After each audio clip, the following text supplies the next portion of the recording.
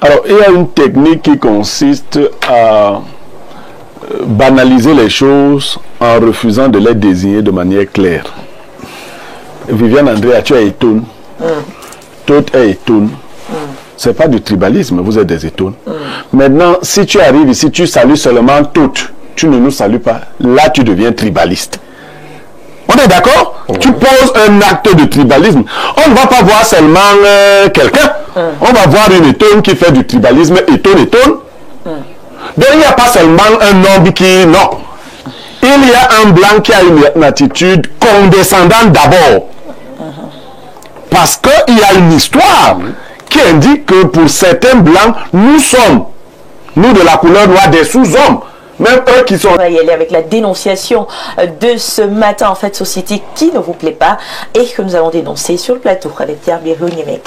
Alors, Viviane Andrea, la dénonciation de ce matin est en droite ligne de ce que nous allons, ce dont nous allons parler en termes d'analyse. Nous allons, avec la complicité de la régie, nous faire passer une image.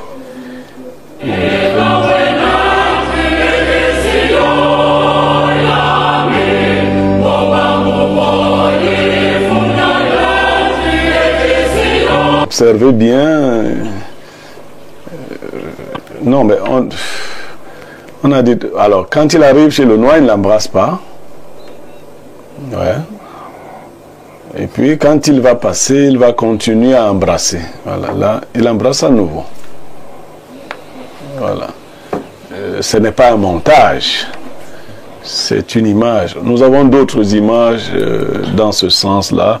Vous avez l'image récente d'un jeune noir qui est au Vatican et puis qui n'arrive pas à entrer pour des raisons qu'on ne lui explique pas.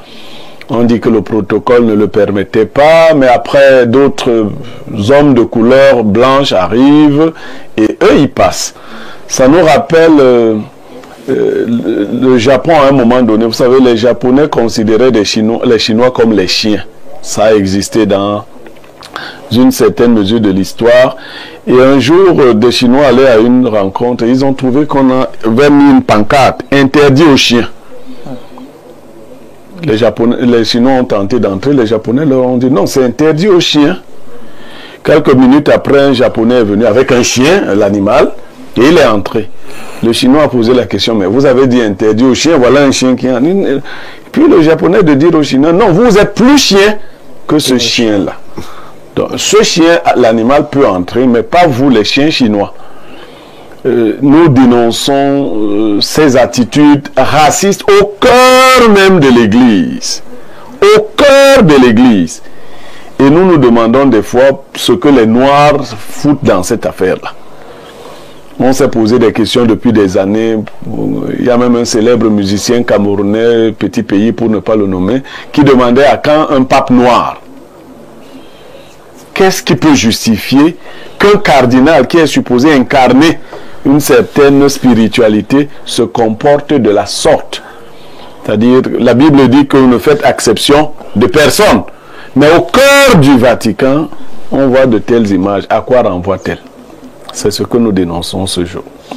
D'accord, voilà, merci beaucoup. Une dénonciation avec image à l'appui ce matin pour pouvoir dénoncer donc des comportements racistes au sein de l'Église. L'Église qui est censée prôner l'amour, la paix, de vivre ensemble, se retrouve en train de créer. On a l'impression, au vu de la vidéo de ce matin, la division, voilà, l'injustice même, parce que cela pourrait créer pas de belles sensations de toutes les façons, n'est-ce pas, dans les cœurs de ces personnes-là victimes de racisme. En tout cas, ce n'est pas à moi de donner l'avis ce matin. On va prendre les différentes réactions des panélistes sur le plateau. Je commence par vous, Alain Do. On parle de racisme. Qu'est-ce qui peut justifier le racisme dans l'Église? En tout cas, ça dépend de ce que vous entendez par Église. Moi, je n'ai jamais eu une once d'amphibologie sur ce plateau en ce qui concerne ma conception de l'Église et comment les autres perçoivent l'Église. Je vous ai dit, c'est un mot qui a été emprunté au domaine politique, au domaine profane, et qu'on a simplement utilisé pour transmettre une réalité qui était une réalité christique et spirituelle. Donc, n'oubliez pas que le mot vient du champ politique. Donc, c'est un mot tout à fait séculaire. Alors, je veux saluer ici cette dénonciation.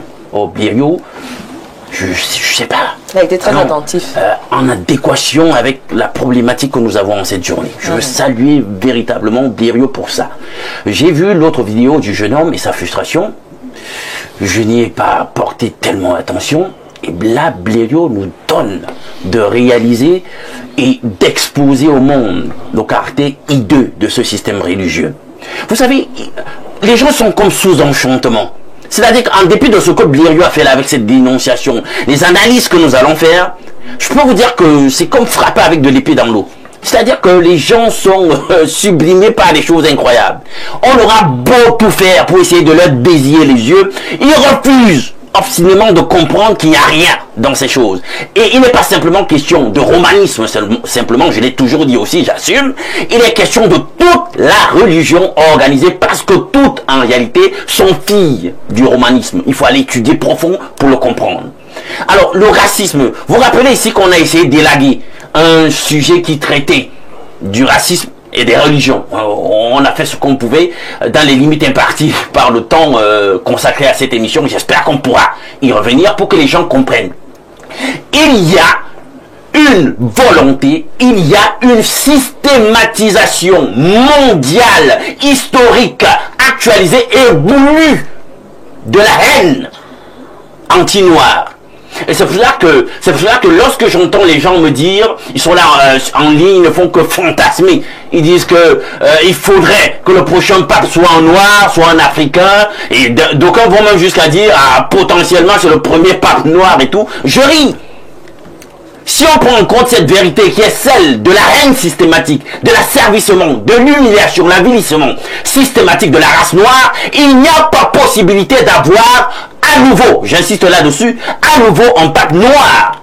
Parce que, outre Victor Ier qu'il cite, outre Miltiaz, outre Gélase, ils n'ont pas été les seuls papes noirs en réalité. Il faut qu'on le dise. Ça, c'est les petites informations qui ont bien voulu libérer au troupeau. Au commencement de l'église romaine, il y avait une forte représentation noire, même en Europe. Vous connaissez l'histoire des Étrusques. Donc, dans la construction même de ce système religieux, les Noirs étaient surreprésentés. Les premiers pères de l'église à cette époque étaient des Noirs. Donc, il n'y a pas que 3 papes noirs. Alors là, il y a une volonté kabbalistique, spirituelle, politique, délibérée, d'asservissement et d'humiliation de la race noire.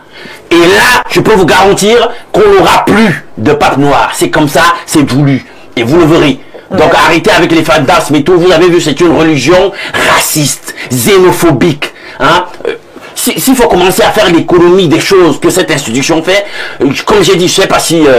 en fait, c'est pas le lieu. Je sais même pas par où on va commencer par rapport au temps imparti pour cette émission. C'est pas possible. D'accord. Merci beaucoup. Hein, merci beaucoup. Vous êtes assez dur ce matin, mais voilà, on vous comprend. On a vu une vidéo d'un cardinal qui a embrassé uniquement ses frères blancs et qui a décidé de ne pas le faire pour le noir. Pourtant, en ce moment, les Africains espéraient même avoir un pape noir, avoir une fumée noire qui sortirait.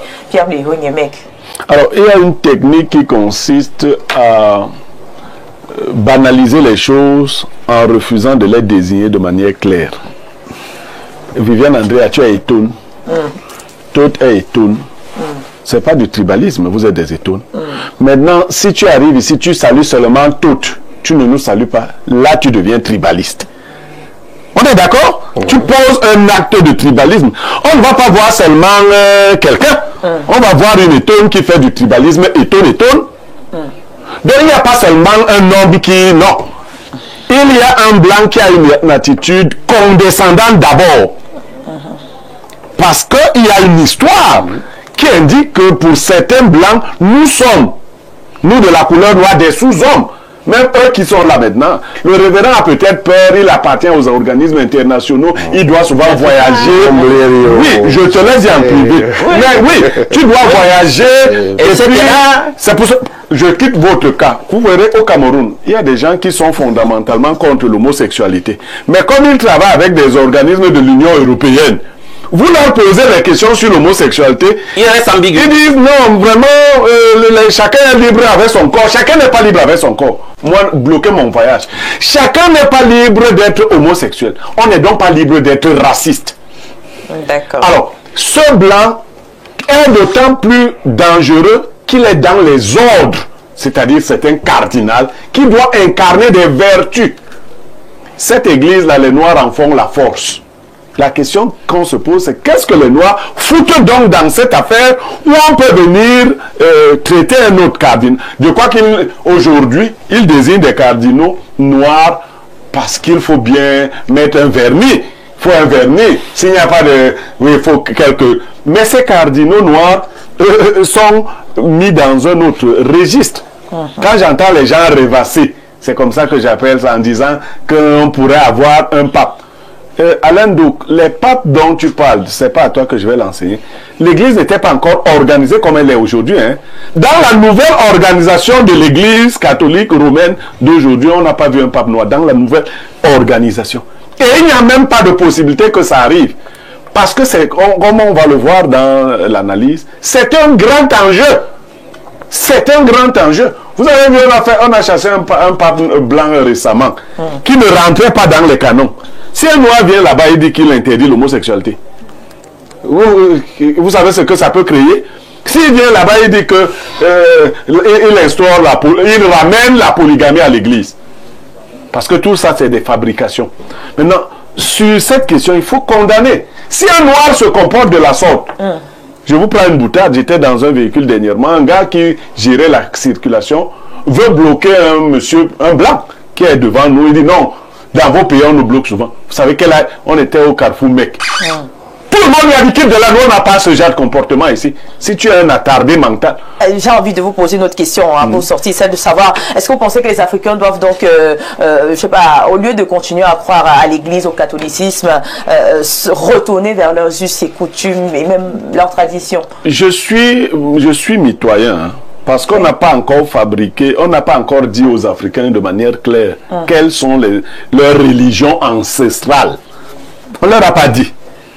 Je ne veux pas les enlever d'un lieu pour les amener nulle part. Mais moi, je m'oppose à la manière de pratiquer la religiosité, notamment la religiosité romaine. Le romanisme n'est d'ailleurs pas chrétien. Vous voyez, d'abord dire ça. Je préfère le dire comme ça. Maintenant, les Africains doivent construire leur système religieux.